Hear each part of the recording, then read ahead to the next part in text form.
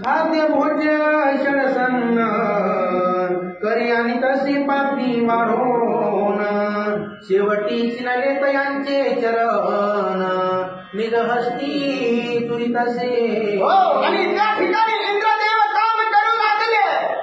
कुणाला काय लागतंय ते आता पाऊस करायचं. आणि पंच पप्पांना तर जेवण लागतंय का मी आता देतो. धावपळ त्या ठिकाणी करू लागले. पाण्याचा थेंब सुद्धा कुणाला कमी नाही पडला पाहिजे याची काळजी घेऊ लागले. पायाने पळू लागले. शेवटी इंद्रदेवाचे पाय दुखू लागले. एका कोपऱ्याला गेले. हाताने पाय त्या ठिकाणी झोपू लागले. अशा प्रकारे इंद्रदेवाची अवस्था सांगू लागले म्हणतात. ऐशी सेवा करिता संपन्न तुष्ट होत असे जतीचे मना हृदयी भाविती यावरून प्राणसानी करावी. आणि जेवढी सेवा इंद्रदेव त्या ठिकाणी करू लागले. सर्व देवांचं मन त्या ठिकाणी, सर्व नाथांचं मन त्या ठिकाणी प्रसन्न झाला. आणि पुढे काय म्हणतात.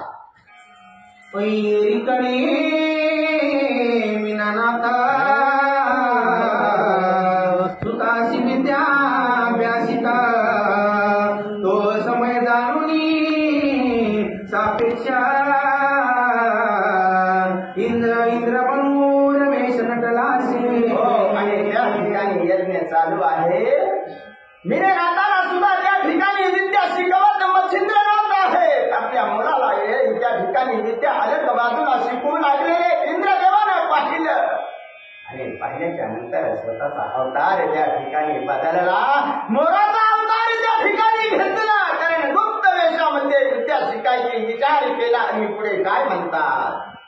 निकट तरू शाखेवरती विद्याभ्यासिता गुप्तपंथी तो अकस्मात वाता गजपती वाताकर्षण लाधली. आणि त्या ठिकाणी जवळ छान अशा प्रकारचं झाड पाहिलं. मोराचा लेश घेतला. त्या झाडावर त्या ठिकाणी गुप्त ठिकाणी जाऊन इंद्रदेव बसले.